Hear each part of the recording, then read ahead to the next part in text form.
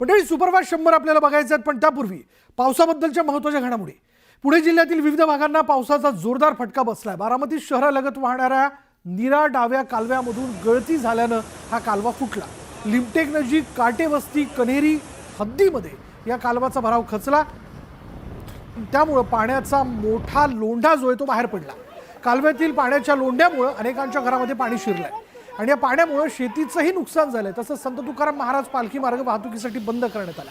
पाण्याच्या लोंढ्यामुळे पालखी मार्गाचंही नुकसान झालंय। दरम्यान मुख्यमंत्री देवेंद्र फडणवीस यांनी आढावा घेत प्रशासनाला सतर्क राहण्याचे निर्देश दिले। सर्व यंत्रणा अलर्ट मोडवरती ठेवाव्यात असे आदेशही मुख्यमंत्र्यांकडून देण्यात आले।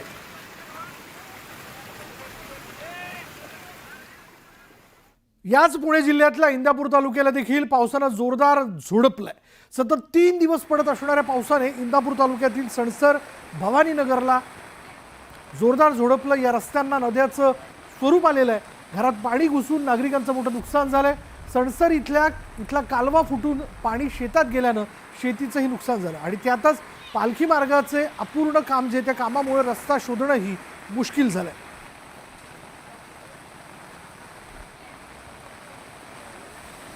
कालवा फुटला, त्यात शहरात पाणीच पाणी झालेले, पावसाने जोरदार झोडपून काढलेले आहे। सणसर भवानीनगरला जे रस्ते आहेत त्यांना नद्यांचं स्वरूप आल्याचं आपण पाहतोय आणि हेच पाणी जे वाट मिळेल त्या दिशेने गेलं। काही नागरिकांच्या घरात घुसले, काही दुकानांमध्ये देखील ते घुसले बाजारपेठेतल्या। सणसर इथला कालवा फुटून पाणी शेतात गेल्यानं शेतीचं देखील मोठं नुकसान झालेलं आहे। उभी पिकं अक्षरशः पाण्यामुळे आडवी झाली।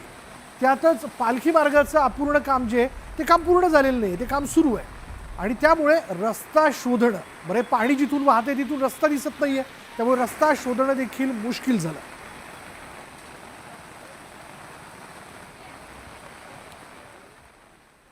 चला मंडळी, आता जाणून घेऊया दिवसभरात नेमकं काय घडलंय सुपरफास्ट 100च्या माध्यमातून।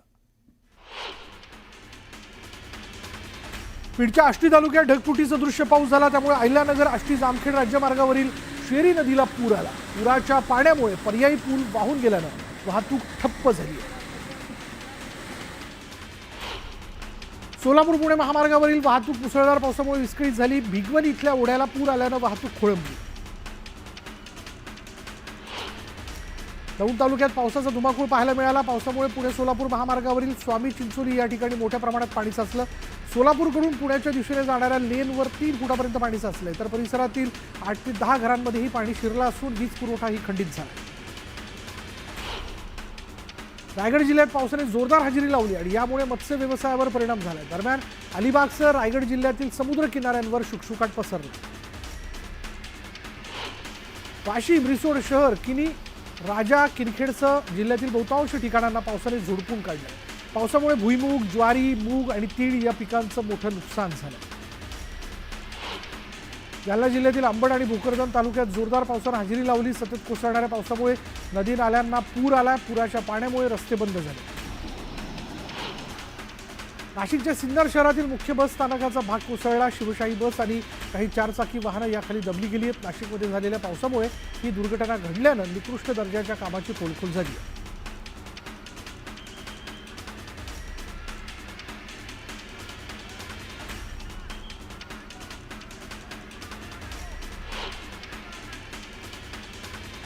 बुलढाणा जिल्ह्यातील खामगाव, जळगावसह शेगाव तालुक्याला पावसाने झोडपून काढलं। पावसामुळे पिकांना फटका बसल्यानं शेतकऱ्यांच्या चिंतेत वाढ झालेली आहे। पिकं काढणीला होती। आधीच मान्सून 12 दिवस आधी महाराष्ट्रात आल्या कारणानं आता ठिकठिकाणी पावसाने जोर धरल्याचं आपण बघतोय। मराठवाडा, विदर्भ या ठिकाणी शेतकऱ्यांच्या शेतात पाणी आल्यानं किंवा त्या पिकांवरती पाणी बरसल्यानं जोरदार फटका जो आहे तो शेतीला देखील बसलेला आहे। त्यामुळे होत्याचं नव्हतं झाल्यानं या पिकांकडे बघण्याशिवाय शेतकऱ्यांकडे काहीही पर्याय उरलेला नाही।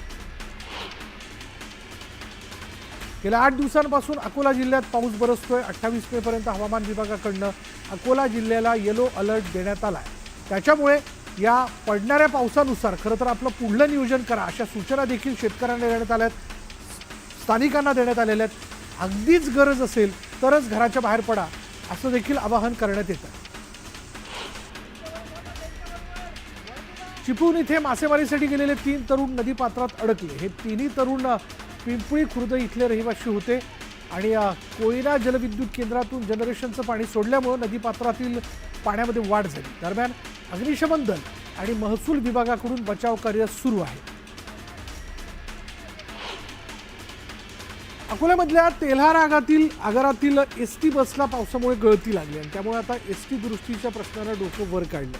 पहिल्याच पावसात एसटी बसला गळती लागल्यानं एसटी महामंडळाचं पितळ उघडं पडलेलं आहे. त्यामुळे ही परिस्थिती केवळ इथं नाहीये, तर राज्यभरात ठिकठिकाणी काही नव्या बसेस देखील एसटी आगारात दाखल झालेल्या आहेत. त्या बसेसच्या बाबतीत देखील ही परिस्थिती यंदाच्या पावसाळ्यात बघायला मिळते.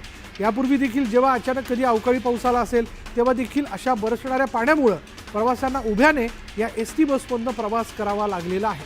त्यामुळे अशा गळक्या एसटी केव्हा दुरुस्त होणार हा प्रश्न जो आहे तो प्रवाशांकडून विचारला जातो. सातारा जिल्ह्यात पावसाने जोरदार हजेरी लावली आणि यामुळे फलटण कोळकी मार्गावरील ओढ्याला पूर आला. दरम्यान एक दुचाकी चालक थोडक्यात बचावलेला आहे. खरं तर या वाहणाऱ्या पाण्यामधनं कधीही वाहन पुढे नेण्याचं धाडस करू नये असं वारंवार सांगितलं जातं. असं असतानाही काही चालक वाहन चालवत या गाडीतनं स्टंट करण्याचा प्रयत्न करतात, तर काही मंडळी या वाहणाऱ्या पाण्यातनं गाडी बंद करून तिला पुढे नेण्याचा प्रयत्न करतात. पण पाण्याचा प्रवाह इतका असतो की बऱ्याच वेळेस हे वाहन वाहून जाण्याच्या घटना देखील यापूर्वी घडलेल्या आहेत. त्यामुळं पुन्हा एकदा या सगळ्या परिस्थितीत सगळ्या प्रेक्षकांना, स्थानिकांना, ग्रामीण भागातल्या लोकांना आवाहन आहे की अशा वाहत्या पाण्यातनं आपलं वाहन पुढे नेण्याचं धाडस करू नका. दौंड तालुक्यात पावसाने जोरदार हजेरी लावलेली आहे. यामुळे पुणे सोलापूर महामार्गावर कार वाहून गेल्याची घटना घडली. सुदैवाने यात कोणतीही जीवितहानी झालेली नाही. डोंगर परिक्षेत्रामध्ये जोरदार पाऊस बरसलेला आहे. डोंगरावरचं सगळं पाणी जे वाहत रस्त्यावरती आलेलं आहे, या पाण्याला वाट मिळेल तिथे पाणी जे ते जाताना दिसतंय. काही ठिकाणी बाजारपेठेत पाणी हे दुकानांमध्ये घुसलंय आणि त्याच या वाहत्या पाण्यातनं आपलं वाहन पुढे नेण्याचं धाडस या वाहन चालकाने केलं. सुदैवानं स्थानिकांच्या मदतीने ज्यावेळेस असं लक्षात आलं की हे वाहन पुढे जाताना अक्षरशः या पाण्यातनं पुढे जाऊ शकत नाही, इंजिन बंद पडलं आणि आता एका बाजूला ते झुकलेलं आहे, तर या आतल्या प्रवाशांना स्थानिकांनी मदत करत बाहेर काढलं आणि सुदैवानं कुठल्याही प्रकारची जीवितहानी झालेली नाही. पण पुन्हा एकदा अशा वाहत्या पाण्यातनं, म्हणजे तिथे रस्त्यावरती पाणी साचलेलं असेल त्या पाण्यातनं वाहन पुढे नेण्याचं धाडस करू नका. जर आपण अशा पद्धतीने धाडस केलं तर ते आपल्या किंवा आपल्यासोबत असणाऱ्या लोकांच्या जीवावर बेतू शकतं. सिंधुदुर्ग जिल्ह्यात पुढील 5 दिवस पावसाचा ऑरेंज अलर्ट जारी करण्यात आला आहे. मच्छीमारांसह नागरिकांना सतर्क राहण्याचं आवाहन हवामान विभागाने केलेलं आहे. 12 दिवस आधीच मान्सून हा महाराष्ट्रात दाखल झालेला आहे. येणाऱ्या 4 दिवसात संपूर्ण महाराष्ट्र हा मान्सून व्यापणार आहे. त्या दृष्टीने आपल्या बोटी पाण्यामध्ये न्यायच्या की नाहीत याबद्दलच्या सूचना हवामान खात्याकडनं वारंवार मच्छीमारांना दिल्या जात आहेत. म्हणून बहुतांशी बोटी ज्या आहेत त्या आता जेट्टीला लागलेल्या आहेत. बीडमध्ये मागील 40 वर्षात पहिल्यांदाच मे महिन्यात रेकॉर्ड ब्रेक पाऊस झालेला आहे. यापूर्वी तो कधीच झालेला नव्हता. त्यामुळे कधी नव्हे कपिलधारचा धबधबा प्रवाहित झाला.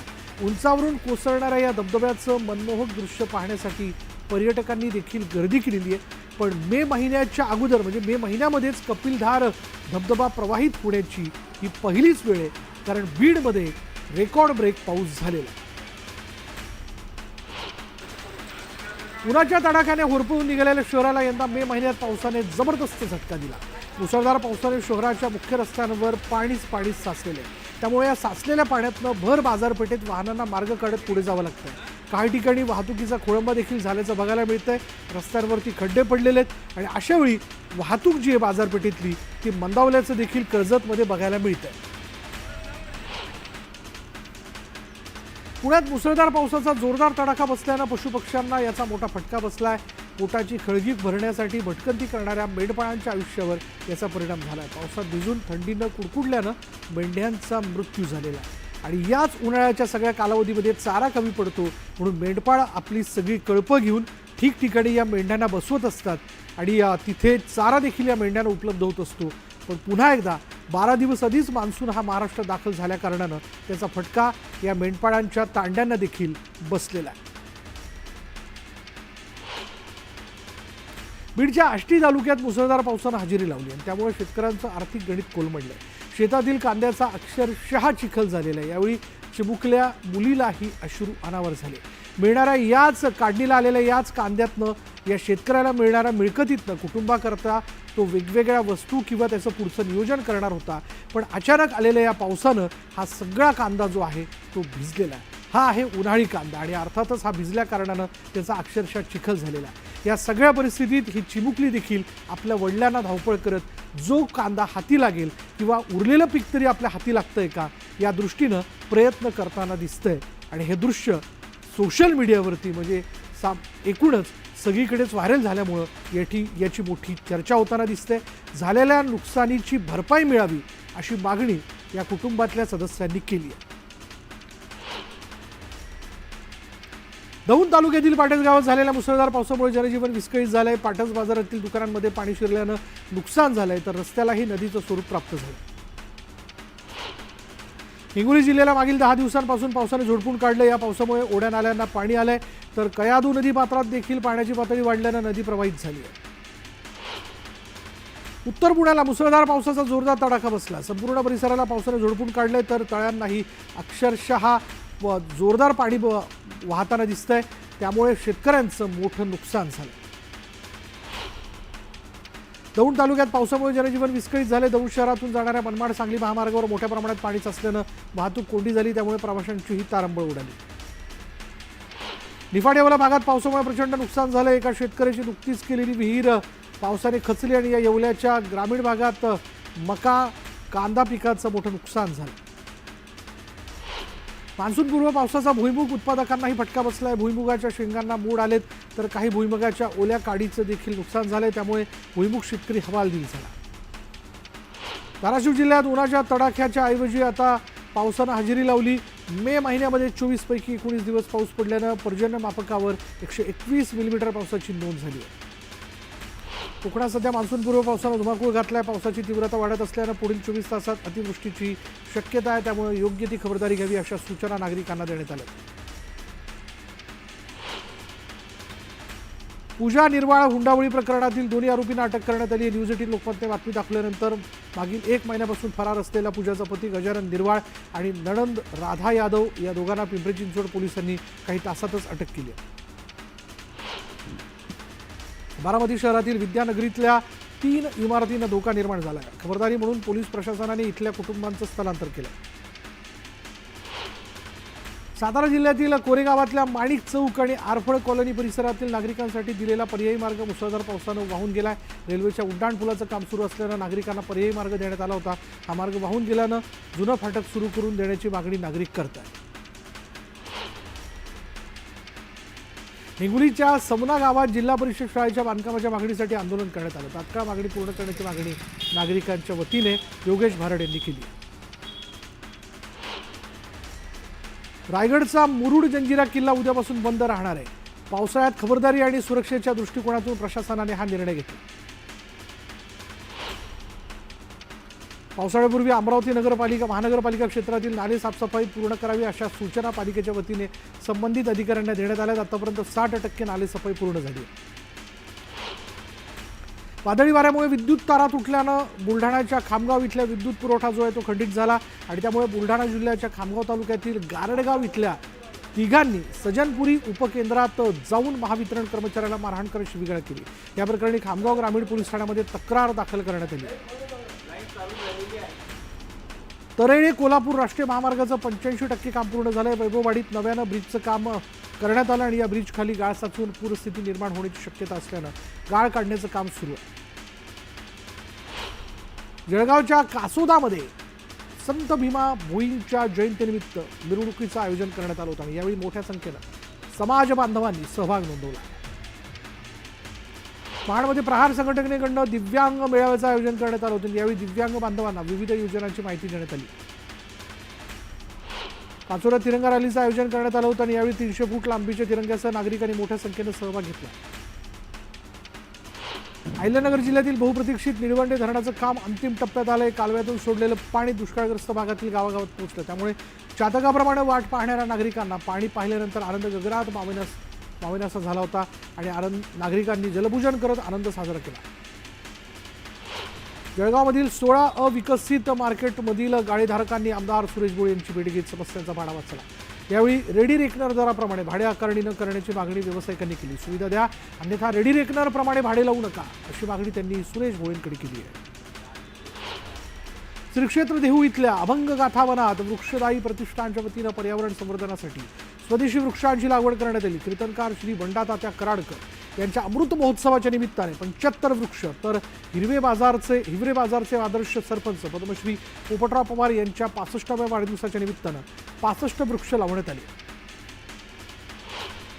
पूर्व द्रुतगती मार्गावर कार चालकाकडून दुचाकीला धक्का लागल्यामुळे दुचाकी स्वाराने कार चालकावर चाकूने वार केला आणि हल्ल्यात जिशान शेख या कार चालकाचा मृत्यू झाला। पुण्याच्या बिबवेवाडी परिसरात कोयत्यानं वाहनांची तोडफोड करणाऱ्यांवर पोलिसांनी कारवाई केली। पोलिसांनी तोडफोड केलेल्या आरोपींना जोरदार चोप दिला।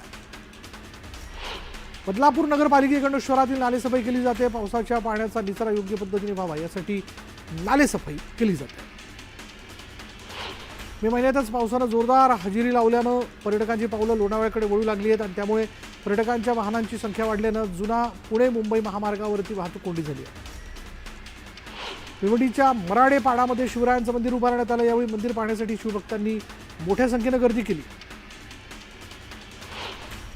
वैष्णवी हगवणे हुंडाबळी प्रकरणातील मुख्य आरोपी राजेंद्र हगवणे आणि सुशील हगवणेंनी फरार असताना वापरलेली वाहनं जप्त करण्यात आली आहेत। एकूण 3 कार जप्त करण्यात आल्या असून यातील 2 कार इतरांच्या नावावर असल्याचं स्पष्ट झालं। निलेश चव्हाणच्या विरोधात लुकआउट नोटीस जारी करण्यात आली। हवाई मार्गाने तो परराज्यात पळून जाऊ नये यासाठी नोटीस जारी करण्यात आली। आरोपी राजेंद्र हगवणे आणि सुशील हगवणे यांनी फरार असताना वापरलेली 3री आलिशान कार जप्त करण्यात आली। बावधन पोलिसांनी ही कार जप्त केली आहे। केंद्रीय गृहमंत्री अमित शहा नागपुरात दाखल झाले। त्यावेळी राज्याचे मुख्यमंत्री देवेंद्र फडणवीस तसंच राज्याचे महसूल मंत्री आणि भाजपचे प्रदेशाध्यक्ष चंद्रशेखर बावनकुळे उपस्थित होते आणि नागपुरात दाखल होताच अमित शहा यांचं भाजपच्या पदाधिकाऱ्यांनी कमळाचा हार घालून जंगी स्वागत केलं। राजकारण आणि कुटुंब या वेगवेगळ्या गोष्टी आहेत, दोन्ही पक्ष एकत्र येणार या फक्त चर्चा आहेत असं म्हणत राष्ट्रवादी एकत्र येण्याच्या चर्चांना सुनेत्रा पवारांनी पूर्णविराम दिला। उद्या गृहमंत्री अमित शहा यांची नांदेडमध्ये शंकरनाथ सभा पार पडणार आहे। नांदेड शहरातील नवा मोंढा मैदानात ही सभा पार पडणार असून खासदार अशोक चव्हाण आणि पालकमंत्री अतुल सावे यांनी सभास्थळाची पाहणी करत आढावा घेतला। महापालिकेच्या कार्यक्रमांचं आमंत्रण नाही, मला हक्कभंगाची कारवाई करण्याचा अधिकार असल्याचं काँग्रेस खासदार रवींद्र चव्हाणांनी म्हटलेलं आहे। उद्या गृहमंत्री अमित शहांच्या हस्ते वसंतराव नाईकांच्या पुतळ्याचं अनावरण होणार आहे आणि याच कार्यक्रमाचं निमंत्रण न मिळाल्याने त्यांनी हे वक्तव्य केलं। पुण्यात स्थानिक स्वराज्य संस्थांच्या निवडणुकीच्या पार्श्वभूमीवर भाजपकडून संवाद मेळाव्याचं आयोजन करण्यात आलं। यावेळी पदाधिकाऱ्यांसह कार्यकर्त्यांना मार्गदर्शन करण्यात आलं। एनडीए शासित राज्यांमधील मुख्यमंत्री आणि उपमुख्यमंत्री यांची दिल्लीत पंतप्रधान नरेंद्र मोदींच्या उपस्थितीत नीती आयोगासोबत बैठक सुरू आहे। दुपारच्या जेवणादरम्यान पंतप्रधान नरेंद्र मोदी यांच्यासोबत उपमुख्यमंत्री एकनाथ शिंदे आणि अजित पवारांसह इतर नेते चर्चा करताना दिसून आले। जालन्यात आज मनोज जरांगेंच्या नेतृत्वात मराठा समाजाची बैठक झाली। यावेळी मराठा आरक्षणाबाबत चर्चा करण्यात आली। 123 गावांमधील मराठा बांधवांनी बैठकीत सहभाग घेतला होता। ठाकरेंच्या शिवसेनेला अनेक जण पुढच्या काळात रामराम ठोकणार आहेत। आनंद गोयलांच्या पक्षप्रवेशावरून गुलाबराव पाटलांनी हे वक्तव्य केले। कोल्हापूरमध्ये SSP या दुर्मिळ आणि जीवघेण्या मेंदुविकाराचा पहिला बळी गेला। गेल्या 6 महिन्यांपासून आजाराशी झुंज देणाऱ्या ओवी पुजारी या 11 वर्षीय मुलीचा SSP या आजाराने मृत्यू झाला। रानडुकरांची तस्करी करणाऱ्या 3घांना शहापूर वन विभागाने ताब्यात घेतलं। शहापूर वन विभागाने मध्यरात्रीच्या सुमारास धडक कारवाई करत एका वाहनासह 18 रानडुकरं ताब्यात घेतली। कराड चिपळूण महामार्गावर 3 दिवसात 4था अपघात झालेल्या पाटण तालुक्यातील वांजोळे गावच्या हद्दीत कोयना नदीत काठी ट्रक उलटल्यानं अपघात झाला आणि यामध्ये चालक जखमी झाला। ठेकेदारांनी रस्ते खोदून ठेवलेत, मात्र काम अपूर्ण राहिल्यानं खड्ड्यांमध्ये पावसाचं पाणी साचून अपघातांच्या प्रमाणात वाढ झाली। गांजाची विक्री करणाऱ्या टोळीवर कारवाई करत 3घांना लकडगंज पोलिसांनी ताब्यात घेतलं। 2 किलो गांजा, मोबाईल आणि 2 दुचाकी असे एकूण 2 लाखांचा मुद्देमाल पोलिसांनी जप्त केला। नागपूरच्या गंगा जमुना परिसरात गांजा विक्री होणार असल्याची माहिती पोलिसांना मिळाली होती। कामेरी घाटात टँकर पलटी झाला, यामुळे माणगाव पुणे महामार्गावरील वाहतूक विस्कळीत झालेली आहे। टँकर बाजूला करून वाहतूक सुरळीत केली जाणार आहे। अमरावतीमध्ये पतीच्या छळाला कंटाळून एका महिलेनं आत्महत्या केली, मात्र महिलेनं आत्महत्या केली नसून हत्या केल्याचा आरोप महिलेच्या आईवडिलांनी केला। शिक्रापूर चाकण महामार्गावर दुचाकीवर झाड कोसळल्याची घटना घडली। सुदैवाने या दुचाकी स्वाराला दुखापत झाली नाही। स्थानिकांच्या मदतीने झाड बाजूला काढण्यात आले।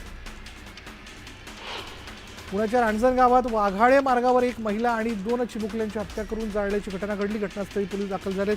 मृतांची ओळख पटवण्याचं काम सुरू आहे.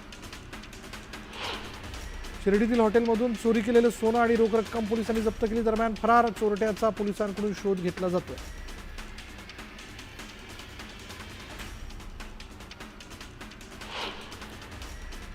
आता वेळ झाली का ब्रेकची. ब्रेक घेऊयात. पहा फक्त न्यूज 18 लोकमत.